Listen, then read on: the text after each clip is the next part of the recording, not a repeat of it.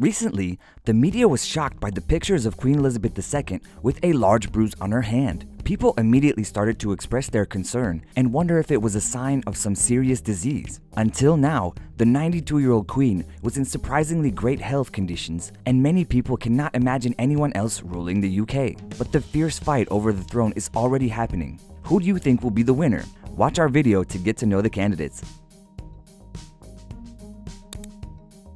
Queen Elizabeth II has been on the throne since 1953, which is 66 years. Many British were born during her reign and never knew any other monarchs than her, so their desire for her to stay on the throne is natural. It seems that the Queen takes her job very seriously and she aims to fulfill her duties till her last breath. Queen Elizabeth II survived the war, several prime ministers, civilization changes, but it can't last forever.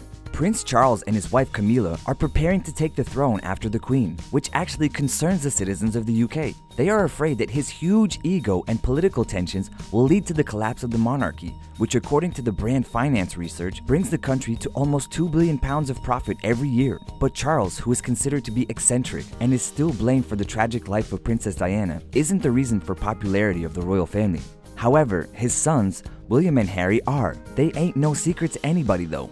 A piece written by young playwright Mike Bartlett called King Charles III is a great example of how society would react to the death of Queen Elizabeth II and how concerned they are about the fate of the country after it.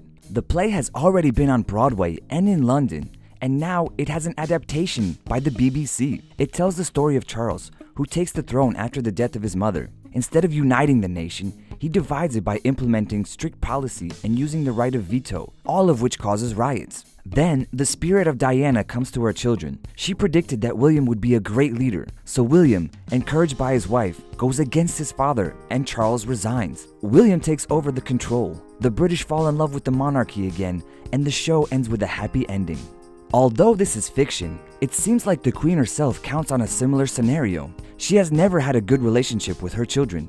It's even said that her egoism, coldness, and lack of empathy led to the scandals and the divorce of her descendants. The image of the monarch has suffered the most after the death of Princess Diana. At that time, 70% of the British wanted the monarchy to fall apart, calling Queen Elizabeth II the Snow Queen. Then, she probably understood that she must change and gave all her love to Diana's sons. Thanks to that, she allowed William to marry Kate Middleton and turned a blind eye to the rebellious Prince Harry. It seems that the grandmother has a great love for him, as well as the citizens who cherish his similarity to his mother.